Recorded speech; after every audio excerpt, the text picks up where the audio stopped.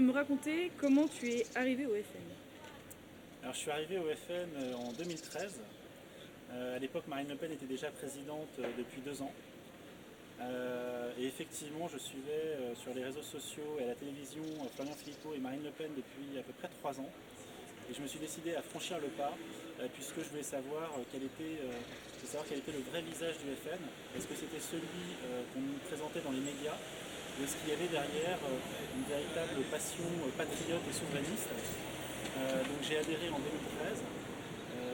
En mai 2013, j'ai été invité au forum, donc ce qu'on appelle ces fameux endroits où tous les jeunes se réunissent. C'est 165 rue Jeanne d'Arc à Paris. Et effectivement, j'ai été invité en présence de jeunes. C'est un endroit qui réunit les jeunes de 18 à 35 ans.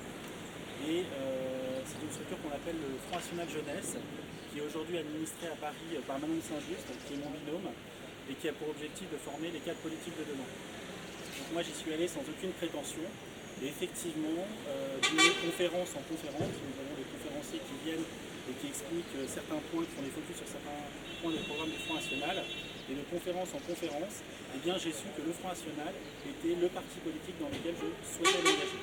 Alors ma famille historiquement est orientée à gauche, comme beaucoup de personnes ici, soit dans le Val-de-Marne, soit dans l'Essonne, soit en Île-de-France, puisque le département et la région sont historiquement à gauche. Et effectivement, quand on est jeune, j'ai envie de dire, on est historiquement également poussé vers la gauche de par nos professeurs déjà, de par l'éducation nationale, qui pousse finalement les valeurs de gauche, des valeurs qui sont très humanistes et des valeurs notamment de partage des connaissances. Donc effectivement, moi j'ai été, on va dire, embarqué dans cette ambiance où effectivement tout le monde vote à gauche, les camarades votent à gauche, la famille vote à gauche, mais arrivé à un certain moment, on se rend compte que ce qu'on voit dans les médias est en décalage par rapport à la réalité, ce qu'on vit au quotidien. Voilà. On se rend compte que les valeurs de gauche ne sont pas forcément appliquées. Je pense que chaque Francilien aujourd'hui a dans son cœur effectivement la gauche du cœur et la droite des valeurs, mais il n'y a aucun programme qui finalement arrive à joindre les deux bouts, si ce n'est le programme du Front National. Et je me suis retrouvé dans ces valeurs du Front National, qui sont des valeurs patriotes et souverainistes. D'accord, donc tu arrives en 2013 au Front National et en 2014 tu te présentes municipal. Comment ça s'est passé ça? Alors effectivement, c'est un cheminement intellectuel assez intéressant. Donc j'arrive en 2013 au Front National, au Forum, au Front National Jeunesse. De conférence en conférence, je m'intéresse de plus en plus au Front National et on se rend compte effectivement qu'il y a des échéances électorales qui arrivent. Les échéances électorales sont très importantes puisqu'elles permettent d'asseoir la crédibilité du mouvement, d'avoir également des relais locaux au conseil municipal, pouvoir défendre des projets de manière concrète et locale. Et effectivement, ces échéances arrivant, on se pose la question de savoir si le Front National va se présenter dans sa ville et dans les autres communes en fait, du département. Et à Arcueil, ça n'était pas le cas. Il n'y avait pas de tête de liste Front National. C'est-à-dire qu'il y avait un véritable déni de démocratie finalement. Les échéances étaient dans 6 mois, donc quelques mois pour monter une liste, et on se rendait compte qu'il n'y avait aucune tête de liste. Donc ça veut dire que finalement, en mars prochain, eh bien, les électeurs ne pouvaient pas voter Front National. Ce qui est pour moi un déni de démocratie absolument inacceptable. Et donc j'ai pris contact avec le secrétaire départemental, notamment au travers de mes contacts au Forum du Front National Jeunesse. Et le secrétaire départemental m'a reçu dans son bureau. On a vu ensemble les possibilités de gagner, puisque vous savez qu'il y a aussi un intérêt économique qui est extrêmement important, puisque si vous ne faites pas plus de 5%, vous n'êtes pas remboursé de vos frais de campagne. Donc il faut à minima être capable de faire plus de 5%. On a validé un certain nombre de conditions, également sur mon indépendance, savoir si le maire pouvait faire pression sur moi ou non. On s'est rendu compte que j'avais un appartement duquel j'étais propriétaire, donc je n'étais pas en logement social, donc le maire ne pouvait pas faire pression. Mon appartement n'était pas susceptible d'être frappé par un alignement, qui peut aussi être une décision émanant de la municipalité. Et on a vérifié comme ça un certain nombre de critères qui montraient que je pouvais être totalement indépendant dans ma campagne, je ne pouvais subir aucune pression. J'avais la trésorerie nécessaire pour mener la campagne et a priori on allait faire plus de 5%. Une fois que toutes les conditions étaient remplies, effectivement j'ai reçu le sceau du secrétaire départemental pour me présenter. Ma candidature a également été présentée à la Commission nationale d'investiture, à laquelle participent directement Marine Le Pen et l'intégralité de ses conseillers. Ma candidature a été validée et je me suis lancé effectivement dans les élections municipales, dans la constitution d'une liste. Et score du Front National et c'est municipal? Alors, ces élections municipales, nous avons fait une véritable percée, puisque c'était la première fois où on se présentait. Nous avons fait le score de 15,84%. Donc, première présentation du Front National, nous avons obtenu 3 conseillers municipaux. 3 conseillers municipaux, dont la tête de liste. Alors, sachant que c'est un scrutin par écart, nous avons obtenu 2 hommes et une femme. Voilà.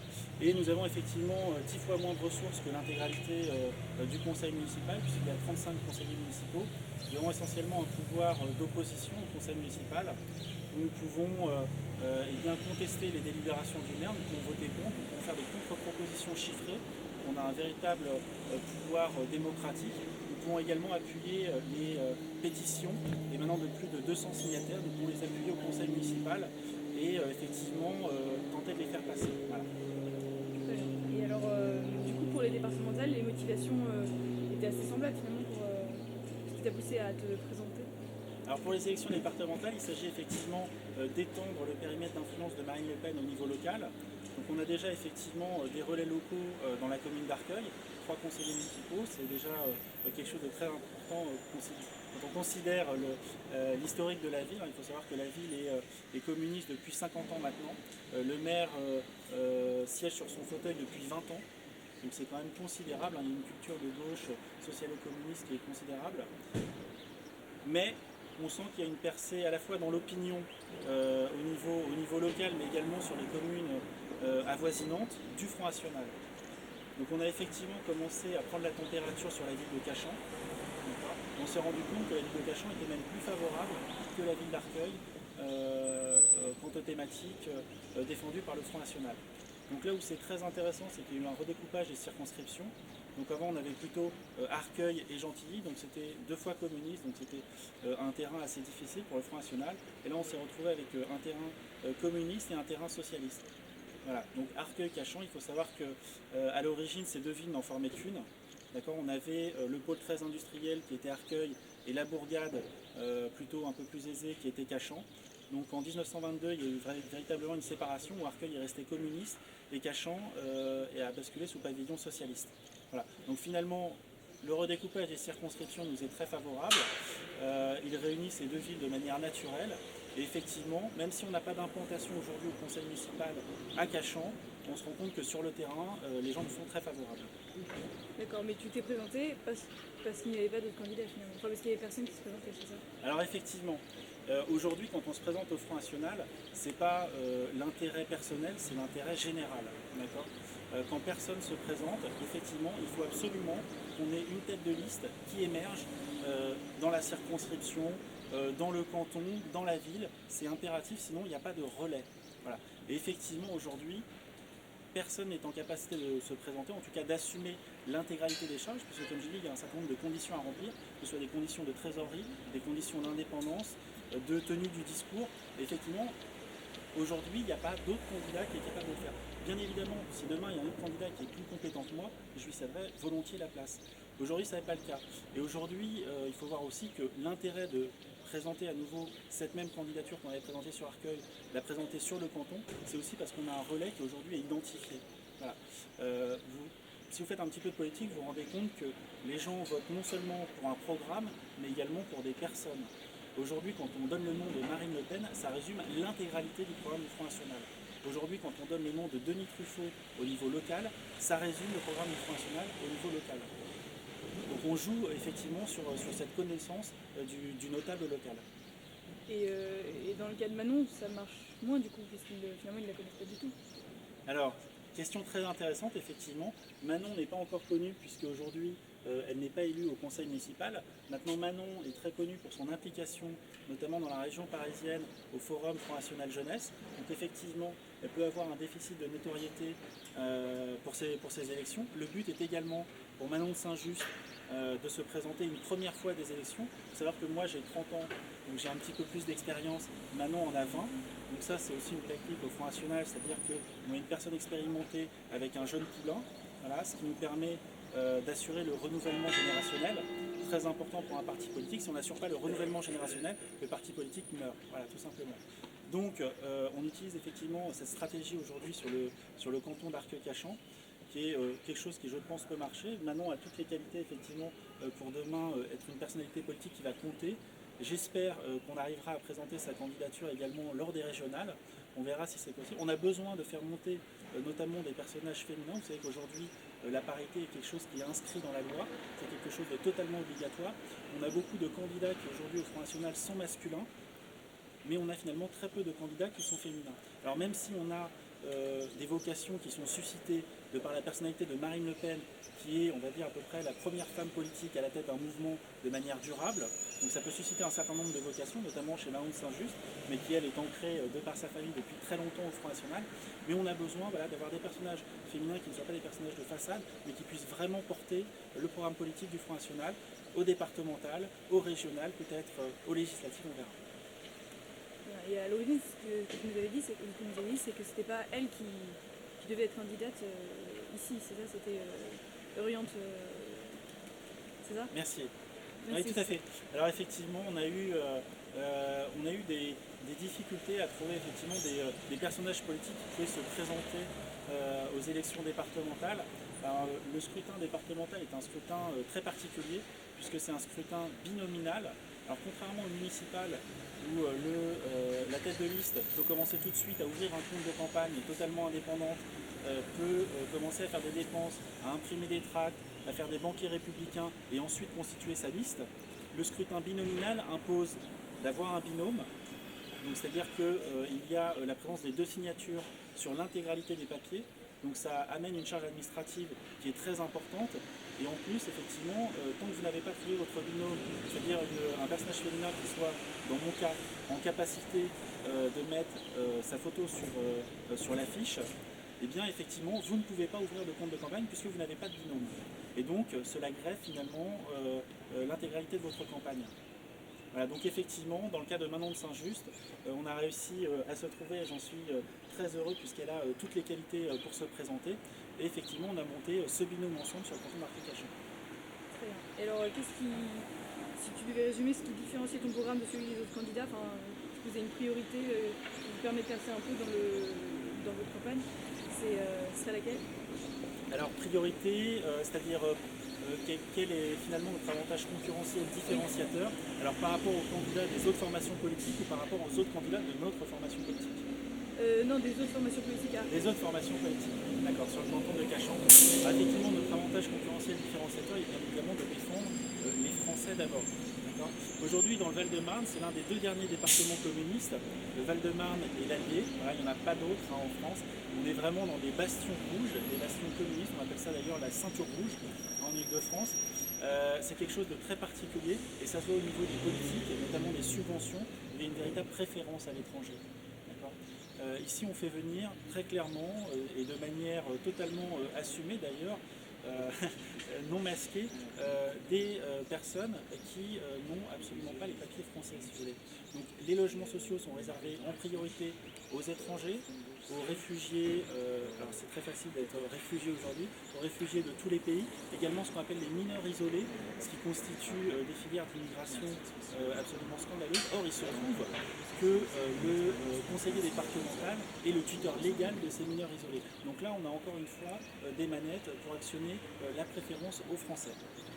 Et il est normal, bien évidemment, d'être prioritaire dans son propre pays. Et l'autre spécificité en fait, qu'on peut avoir dans le département du Val-de-Marne, c'est la capacité éprouvée qu'a le Front National à faire des économies. Alors vous savez que sur la ville d'Arcueil, on a une dette publique donc de la mairie qui est de 20 millions d'euros, ce qui est colossal, hein, ça fait 20 ans que le maire est là, il y a 20 millions d'euros de dette, 20 ans 20 millions, voilà, c'est un chiffre assez conséquent. Surtout sur un budget de 47 millions, c'est quasiment la moitié du budget, donc il faut commencer à se poser de sérieuses questions sur la gestion communiste. Et au niveau du département, la dette atteint un peu plus de 630 millions d'euros. Donc c'est colossal, voilà. C'est une dette colossale, c'est en centaines de millions d'euros, et le Front National a la capacité de redresser les caisses publiques. Et on l'a vu notamment dans la ville d'Hénin-Beaumont, avec Steve Briouat qui est maire, qui a été élu maire Front National au premier tour de la ville d'Hénin-Beaumont, qui a réussi non seulement à redresser les finances publiques, mais en plus de ça à diminuer les impôts. Une première fois de 10% et une deuxième fois cette année de 5%. Nous avons cette capacité, nous avons ces compétences à la fois de redresser les finances publiques, que ce soit des communes, du département ou même du pays, tout en diminuant les impôts. Et ça, je crois que nous l'avons prouvé, contrairement aux autres formations politiques, nous l'avons prouvé sur le terrain, et c'est un avantage concurrentiel différenciateur qui est vraiment la marque de fabrique du FN. Nous sommes de bons gestionnaires et nous gérons nos structures publiques, villes, communautés d'agglomération, départements, régions et pays en bons pères de famille. Sur le canton d'Arcueil, on a une tête de liste UMP qui a été totalement parachutée, qui a été investie par Valérie Pécresse. Il faut savoir que l'UMP a gagné des conseillers municipaux aux élections municipales, mais que ces conseillers municipaux, aucun d'entre eux n'est sur la liste départementale. Donc on peut s'interroger de manière légitime, pourquoi est-ce que l'UMP ne capitalise pas sur ses relais locaux? Il y a anguille sous roche. Bien effectivement, on se rend compte que la tête de liste UMP a été totalement parachutée aux élections départementales, notamment par Valérie Pécresse. On a eu des discussions avec effectivement les conseillers municipaux locaux qui étaient totalement scandalisés de ce parachutage, que finalement les voix locales n'étaient pas entendues et que c'était une personne, comment dirais-je, très imbue d'elle-même. Donc on se rend compte effectivement que la personnalité locale qui a été parachutée, donc est un médecin qui est totalement arriviste, opportuniste on peut le dire, qui ne défend aucune valeur et qu'en ce sens il ne représente en aucun cas ni l'électorat UMP ni l'électorat Front National. Et j'ai bon espoir effectivement que si nous arrivons au second tour, eh bien les électeurs sachent différencier l'original de la copie et qu'ils préfèrent effectivement l'original, c'est-à-dire le Front National. En cas de triangulaire, toi, c'est hors de question que tu te fusionnes avec la liste UMP. Nous ne fusionnerons pas avec la liste UMP en aucune façon. Voilà. Nous appellerons bien évidemment les électeurs ayant voté pour l'UMP à soutenir les idées patriotes et souverainistes de Marine Le Pen, mais en aucun cas nous ne pourrons fusionner avec une personnalité qui n'a aucun ancrage local, qui est un arriviste, un opportuniste de la dernière heure. Ce n'est tout simplement pas possible. Okay. Alors, ça ne correspond pas à nos valeurs. Hormis la réduction des dettes, tu as dit qu'il y avait 20 millions d'euros de dettes à Arcueil-Cachan, hormis cet objectif de réduire les dettes ou de réduire un peu les impôts, c'est quoi tes autres projets pour Arcueil-Cachan, concrètement? Alors aujourd'hui, la campagne se fait essentiellement au niveau national, bien plus qu'au niveau local ou départemental.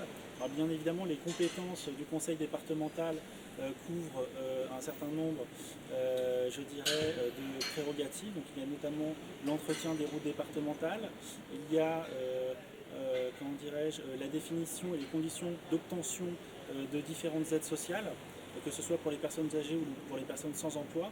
Donc encore une fois, là on peut définir des critères, on peut faire en sorte que ces enveloppes soient distribuées à la méritocratie, aux personnes qui le méritent vraiment.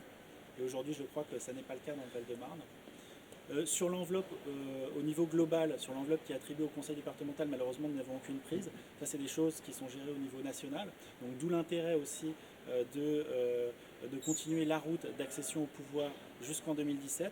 Et ensuite, effectivement, les thématiques sont essentiellement nationales, puisque la plupart des personnes qui ont voté ne connaissent pas les compétences du conseil départemental. Je crois même que moi-même, avant d'arriver au Front National, je ne connaissais pas ce qu'était un canton ou des élections cantonales, et je crois que ça n'est pas quelque chose de très populaire. Les élections départementales qui viennent d'être nouvellement créées le sont encore moins. Il faut savoir que les compétences n'ont même pas été votées aujourd'hui. Donc cela relève d'un amateurisme total, les compétences ne sont pas votées, il n'y a aucun décret d'application. Donc on est vraiment dans un amateurisme du gouvernement qui est absolument incroyable. Je veux dire, on n'a jamais vu ça sous la Ve République. Donc effectivement aujourd'hui sur les compétences, on connaît le périmètre global, mais on ne peut pas encore aujourd'hui se prononcer sur les attributions définitives. Sur Arcueil-Cachan, à part ce problème de dette, il y a des problèmes de sécurité, de délinquance, de problèmes avec l'immigration, tout ça ou... Alors il y a bien évidemment des problèmes de sécurité qui sont croissants et nombreux, notamment sur la commune d'Arcueil. Il faut savoir que la commune de Cachan possède déjà une police municipale, une petite police municipale, donc qui est en infériorité numérique par rapport je dirais, aux événements qui se produisent. Sur la commune d'Arcueil, on est vraiment dans l'idéologie Europe Écologie Les Verts, donc on est au-delà même, je dirais, du socialo-communisme. Il faut savoir que les commissariats qui couvrent notamment la zone d'Arcueil-Cachan sont sous-effectifs de près de 30%. Il y a 30% d'effectifs en moins. Donc bien évidemment, les crimes et délits sont en constante augmentation. À Arcueil, il y a des gens qui se font poignarder quasiment chaque semaine, que ce soit à la gare, que ce soit dans les cités, il y a des trafics de drogue qui sont constants. Et ça, c'est seulement les faits qui remontent dans la presse. D'accord ? Bien évidemment, un certain nombre de personnes n'osent même pas porter plainte. Donc aujourd'hui, bien évidemment, il y a des problèmes de délinquance, d'immigration et de sécurité sur le canton d'Arcueil-Cachan. Ce qu'on peut faire au niveau départemental, bien évidemment, normalement, la création de la police municipale relève de la compétence du maire, puisque le maire est de facto officier de police judiciaire. Et aujourd'hui, la seule chose que peut faire le département, c'est allouer un certain nombre de subventions pour le maintien de la sécurité, et c'est bien évidemment ce que nous ferons de manière évidente lorsque nous arriverons au conseil départemental. Nous donnerons et nous allouerons des subventions aux villes afin qu'elles puissent garantir la sécurité des citoyens. La sécurité est la première des libertés. Et alors toi, contrairement justement à CP Saint-Ouvert, tu habites à Arcueil, et depuis longtemps. Depuis combien de temps déjà ? J'habite à Arcueil depuis maintenant 6 ans. Là, je me suis établi pour des raisons professionnelles, puisque j'ai travaillé notamment pour un concessionnaire en tant que chef de projet informatique. Et effectivement, ayant acheté Arcueil, j'ai à cœur de participer à la vie locale, qu'elle soit associative, qu'elle soit citoyenne, civique. Donc je me suis investi bien évidemment au conseil municipal pour défendre la parole des Français. Ça me paraissait tout à fait naturel. Je connais bien la ville, je connais les problématiques locales, je rencontre un certain nombre de personnes qui sont autant de relais de citoyens, qui sont autant de relais des problèmes locaux qu'on peut rencontrer, que ce soit des problèmes de sécurité, que ce soit des problèmes d'insalubrité. Il faut savoir que le maire, soi-disant prétendument écologiste, a installé notamment un nouveau format de poubelle qui n'a pas la contenance espérée, et donc un certain nombre de citoyens déposent des poubelles un peu partout dans la rue. On a des véritables dépôts sauvages qui s'organisent un peu partout dans Arcueil. Nous avons fait d'ailleurs un tract à ce sujet lors des dernières élections municipales. Un an après, force est de constater que le problème est toujours là. Il y a d'ailleurs un article qui a été paru dans le journal Le Parisien à ce propos, notamment une mère de 3 enfants qui chaque jour retrouve des dépôts d'ordures amoncelés devant la chambre de ses enfants. Donc voilà, ce sont autant de relais locaux des problèmes qui peuvent exister dans la ville, et je m'en félicite, et je me félicite d'avoir cette relation privilégiée avec les citoyens. Et dans cette campagne, est-ce que tu as rencontré des difficultés particulières ? Est-ce que tu as eu l'impression que tu mettais un peu des bâtons dans les roues ? Alors effectivement, ça a été très difficile pour nous de mener cette campagne départementale. Le principal obstacle qu'on a pu rencontrer, c'est tout simplement l'ouverture d'un compte de campagne. Le code électoral dispose que chaque candidat a obligation d'ouvrir ce qu'on appelle un compte de campagne. C'est obligatoire pour tous les candidats qui veulent se présenter. Donc la première étape, c'est de constituer bien évidemment les binômes, de trouver le mandataire financier, de le déclarer en préfecture. Et dès lors que les candidats ont déclaré un mandataire financier, ils ne peuvent pas faire de dépenses électorales eux-mêmes. C'est le mandataire qui effectue les dépenses électorales. Or, pour pouvoir effectuer des dépenses électorales, le mandataire financier, donc qui agit pour les candidats, doit ouvrir un compte de campagne. C'est obligatoire. Il est également spécifié dans le code électoral que les banques ont obligation d'ouvrir un compte de campagne aux candidats. Or, on s'est rendu compte sur le terrain que de manière très factuelle, aucune banque ne savait ouvrir un compte de campagne. Et même aucune banque ne voulait ouvrir un compte de campagne au Front National. Moi, j'ai envoyé l'équivalent d'une quinzaine de recommandés à toutes les banques d'Arcueil-Cachan. Aucune, je dis bien aucune, n'a été en capacité de nous ouvrir dans les délais un compte de campagne dont le libellé se conforme aux dispositions de la CNCCFP, c'est-à-dire la Commission nationale des comptes de campagne et des financements politiques, qui fait autorité dans le domaine. C'est-à-dire qu'on peut très bien nous ouvrir un compte, mais si le libellé n'est pas correct, n'est pas conforme aux dispositions de la CNCCFP, notre compte de campagne est rejeté, notre campagne est invalidée. On n'est pas remboursé, c'est gravissime, on parle de dizaines de milliers d'euros. Eh bien, aucune banque n'a accepté de nous en ouvrir. Donc on a effectivement, demandé l'assistance de la Banque de France. On a dû demander l'assistance de la Banque de France, c'est vraiment le dernier recours. Et même la banque qui a été désignée par la Banque de France n'a pas été capable de nous ouvrir ce compte. C'est-à-dire qu'aujourd'hui, on est à une semaine de la campagne, au moment donné, on fait cette interview, nous n'avons toujours pas de compte de campagne ouvert. Et je rappelle que le compte de campagne doit être impérativement ouvert avant le premier tour des élections. Donc tu penses qu'il y a des pressions politiques derrière ? Ou c'est uniquement le label Front National ? Alors il peut y avoir effectivement des pressions politiques, puisqu'on a appris qu'un certain nombre de candidats, eux, avaient leur compte dans ces banques, qu'ils avaient ouvert leur compte de campagne, mais que nous, notre compte de campagne ne pouvait pas être ouvert. Il y avait une banque, on lui a donné l'intégralité des papiers, même au-delà de ce qui était nécessaire. 3 semaines après, les papiers n'avaient toujours pas été envoyés au siège. C'est-à-dire qu'il y a même des banques qui ont accepté en principe de nous ouvrir un compte de campagne. Au moment où on s'est présenté devant eux, au moment où ils ont vu notre visage, ils ont vu que c'était pour le Front National, ils nous ont dit très clairement, je suis désolé, on ne peut pas ouvrir de compte de campagne pour vous. Donc je pense qu'il y a des consignes qui ont été données, soit d'un point de vue politique, soit au niveau de leurs supérieurs dans l'agence dans laquelle nous sommes allés. Mais aujourd'hui, on sent bien que le Front National dérange, notamment le système bancaire, notamment ses opposants politiques.